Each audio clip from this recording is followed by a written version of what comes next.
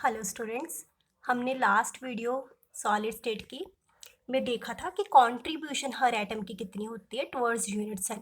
अगर वो कॉर्नर पे प्रेजेंट हो तो कंट्रीब्यूशन होती है 1/8, फेस पे प्रेजेंट हो तो कंट्रीब्यूशन होती है हाफ, एंड बॉडी सेंटर पे प्रेजेंट हो तो कंट्रीब्यूशन होती है 1।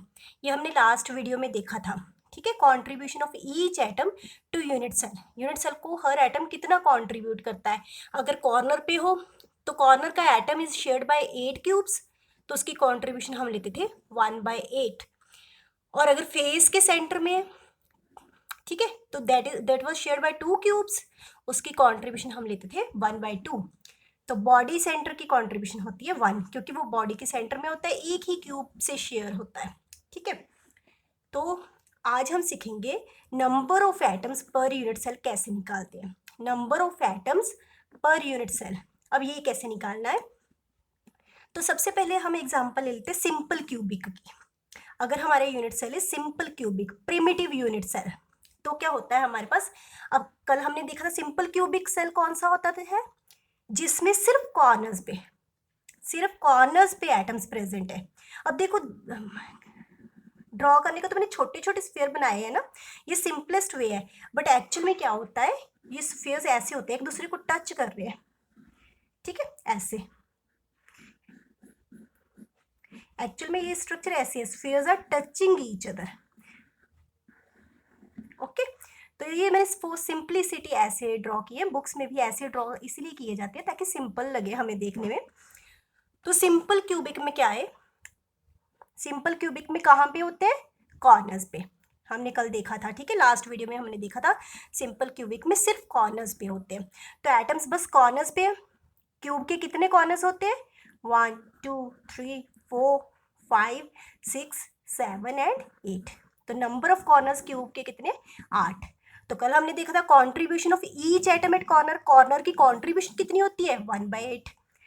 ठीक है, तो एक कॉर्नर की एटम की कॉन्ट्रीब्यूशन है 1/8, नंबर ऑफ कॉर्नर्स है 8, तो number of atoms per unit cell कितने आ गए, 8 into 1/8 that is 1। So in simple cubic number of atoms per unit cell कितने आ जाएंगे, 1। ठीक है, क्योंकि 1/8 एटम ये है, 1/8 एटम ये है, 1/8 एटम ये है, ऐसी 8 कॉर्नर्स है, तो number of atoms per unit cell कितने आ जाएंगे, 8 इंटू 1/8 1। सिमिलरली अगर मैं बीसीसी ले लूँ, बॉडी सेंटर्ड क्यूबिक, तो बॉडी सेंटर्ड क्यूबिक में क्या होता था, कॉर्नर्स प्लस बॉडी सेंटर। ठीक है, अब कहाँ पे कॉर्नर्स में एटम्स है और एक बॉडी के सेंटर में, ये फिर से टच कर रहे हैं, ऐसे हुआ, ये बड़े बड़े स्फीयर्स है, तो सिंप्लिसिटी के लिए ऐसे लिखा जाता है। ठीक है, तो एक बॉडी के सेंटर में है। तो कल हमने देखा था नंबर ऑफ कॉर्नर्स क्यूब के कितने हैं, 8, कॉन्ट्रीब्यूशन हर एटम की कितनी है 1/8, तो नंबर ऑफ एटम्स कॉर्नर्स भी कितने आ गए, 8 इंटू 1/8 1। तो ये तो सिर्फ कॉर्नर्स के, लेकिन साथ में बॉडी के सेंटर में भी प्रेजेंट है, हमें ये वाला भी काउंट करना पड़ेगा। तो हर क्यूब का सेंटर तो एक ही है, बॉडी सेंटर कितना है, 1, और कंट्रीब्यूशन कितनी है हर एटम की, जो कि बॉडी सेंटर में होगा 1। ये हमने लास्ट वीडियो में देखा था। तो number of atoms at body centre कितने आ गए, 1 into 1 equal to 1। So total number of atoms BCC में कितने आ गए, कॉर्नर्स के कितने 1 प्लस बॉडी सेंटर के कितने 1, तो ये हो गया 1 + 1 equal to 2। Similarly face centre की अगर मैं बात करूं, फेस सेंटर में क्या होता था, कॉर्नर्स प्लस फेस के सेंटर में। तो कॉर्नर्स में एटम्स है एंड हर फेस के सेंटर में, हमने लास्ट वीडियो में ये देखा है फेस के सेंटर में। ठीक है, अगेन कॉर्नर्स की contribution is 8, corners, number of corners 8, contribution from atoms at corner 1/8। तो कॉर्नर्स के कारण कितने एटम्स हैं, 8 इंटू 1/8 1, जैसे हमने पहले निकाला। अब फेसेस बच गए, क्यूब के कितने फेसेस होते हैं, 1 2 3 4, ऐसे एक बैकवर्ड्स एक ऊपर, 6 फेसेस होते हैं क्यूब के। जिस रूम में आप बैठे हो देखो ना, वो क्यूबिकल होगा या क्यूबाइड होगा, कितने फेसेस हैं, 6, एक रूफ, एक फ्लोर और 4 वॉल्स। ठीक है, तो कितने फेसेस है, 6 फेसेस ऑफ क्यूब, कितने होते, 6।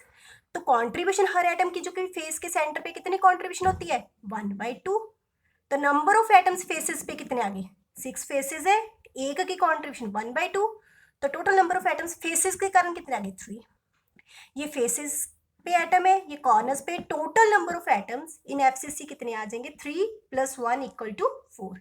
सो 4 होंगे हमारे पास total number of atoms in face centred.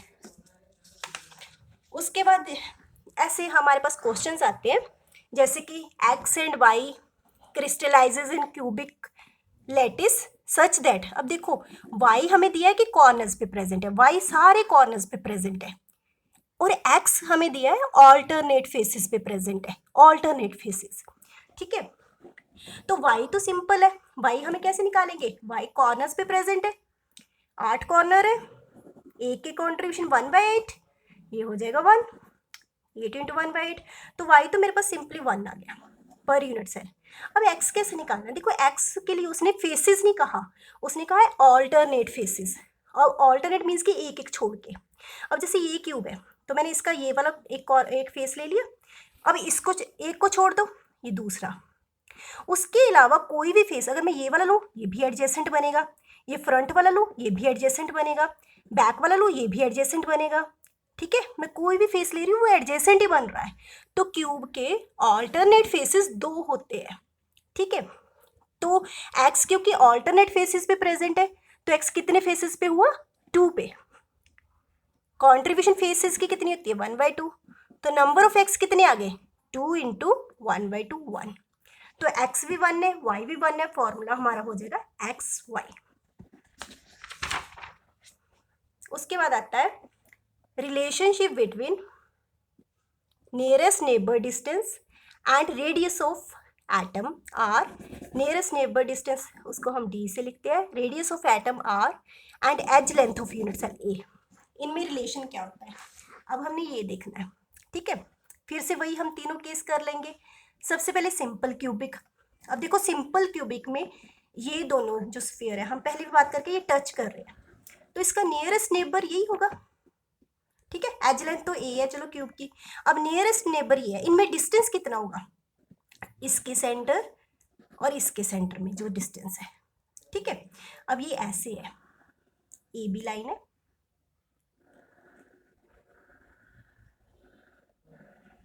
ऐसे एक दूसरा स्फीयर होगा, ठीक है। यहाँ पे ड्रॉ नहीं कर पाई बट ऐसे दूसरा स्फीयर, तो ये ए है। नियरेस्ट नेबर में डिस्टेंस कितना होगा, जो इनके सेंटर्स में डिस्टेंस है वो कितना बन रहा है, ए ही बन रहा है ना, तो नियरेस्ट नेबर डिस्टेंस जो डी है that will be equal to A, ठीक है। ये स्फीयर ऐसे होगा, अगर मैं इसे इरेज कर दूं, यहाँ की बजाय तुम लोग यहाँ देखो ऐसे है, ठीक है। स्फीयर मैंने यहाँ पे ठीक तरह से नहीं बना पाई, ऐसे है, ठीक है। तो नियरेस्ट नेबर डी हमारा कितना आ जाएगा, ए के इक्वल,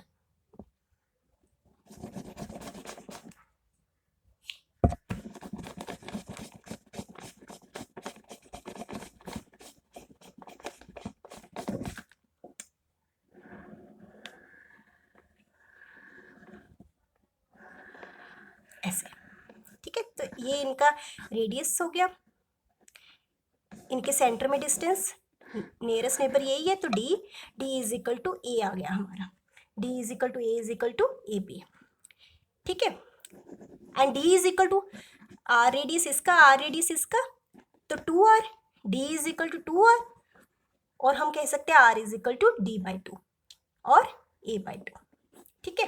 तो ये सिंपल क्यूबिक का केस हो गया। अब अगर मैं फेस सेंटर की बात करूं तो फेस के सेंटर में है, तो इसका नियरेस्ट नेबर ये नहीं होगा, इसका नियरेस्ट नेबर ये वाला है। फिर से ये तीनों स्फीयर एक दूसरे को ऐसे टच कर रहे हैं, ठीक है। तो अब नियरेस्ट नेबर डिस्टेंस क्या हो जाएगा, AC/2, डी कितना हो जाएगा AC/2, क्योंकि ये है इसका नियरेस्ट नेबर, तो इसका हाफ ये नियरेस्ट नेबर में डिस्टेंस हो गया AC/2। AC कैसे निकालते हैं, पाइथागोरस से, AC² will be equal to AB² plus BC², AB edge length है क्यूब की, A² प्लस A² 2A², तो AC मेरे पास आ गया √2A। तो डिस्टेंस कितना आ गया बिटवीन नियरेस्ट नेबर, ये आ जाएगा √2A/2, A/√2, ठीक है। तो रेडियस कितना आ जाएगा, रेडियस हमें पता है, रेडियस कितना होता है d/2, तो रेडियस हमारा आ जाएगा a/2√2। तो ऐसे हम FCC के लिए निकाल लेंगे। सिमिलरली BCC के लिए बॉडी सेंटर, अब बॉडी सेंटर में क्या है, नियरेस्ट नेबर कौन सा होगा, जो बॉडी के सेंटर में है। तो हमें AD जो क्यूब का डायगनल है, क्यूब के एक कॉर्नर से ऑपोजिट फेस के दूसरे कॉर्नर तक, ये AD निकालना है। ठीक है, तो AD निकालने के लिए हम ट्रायंगल यूज करेंगे ABD। ठीक है, ABD। तो मुझे AD निकालना है। AB जैसे हम पहले निकाल के आए, AB² = BC² plus AC², BC² plus AC²। पहले पाइथागोरस ट्रायंगल ABC पे लगी, उससे हमें AB निकल गया √2a। फिर हमने AD निकालना है। अब AB √2a, BD a, तो AD कितना आ जाएगा वो हम निकाल सकते हैं। AD² = AB² प्लस BD², तो √2a² प्लस a², ये हो गया 2a² प्लस a² 3a², तो AD मेरा आ गया √3a। D कितना आएगा, डिस्टेंस कितना आएगा, वो तो AD/2 हाफ तक है ना, तो D मेरा कितना आ जाएगा √3a/2। ठीक है, तो रेडियस कितना आता है वो D/2 हमें पता है, वो हो जाएगा √3/4a। इसके बेसिस पे जैसे ये न्यूमेरिकल है कि cesium chloride crystallizes in cubic structure in which chloride ions are at corners and cesium ions occupy center of unit cell। तो यहाँ पे देखो हमारे एटम्स कहाँ कहाँ पे हैं, chloride ions are at corners and cesium at center of unit cell। तो ये कौन सी अरेंजमेंट है, BCC, क्योंकि कॉर्नर्स एंड बॉडी सेंटर, तो ये BCC है। फॉर्मूला हमारे पास BCC का लगेगा, जो भी लगेगा। ठीक है, BCC अरेंजमेंट है, बट हमें कुछ तो दिया होना चाहिए ADR अगर हमें कुछ निकालना है।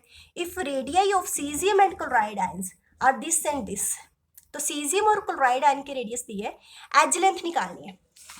अब देखो ये BCC का केस है, दिस इज सीजियम, सीजियम क्योंकि बॉडी सेंटर पे है, ये क्लोराइड है। ठीक है, अब होगा क्या, डिस्टेंस बिटवीन नियरेस्ट नेबर वो कितना होगा, जितना रेडियस ऑफ क्लोराइड है, ये दोनों स्फीयर टच करे ना क्लोराइड और सीजियम, जितना क्लोराइड का रेडियस है प्लस जितना सीजियम का रेडियस है, वो होगा नियरेस्ट नेबर डिस्टेंस D, वो हो जाएगा 1.69 प्लस 1.81, 3.5 एंगस्ट्रॉम। तो D निकल गया, हमने एज लेंथ निकालनी है। BCC के लिए हम फॉर्मूला निकाल के आए हैं, D = √3a/2। ठीक है, तो A निकल जाएगा यहाँ से। तो ऐसे तुम लोगों ने बाकी न्यूमेरिकल्स ट्राई कर लेने हैं। ओके बच्चे।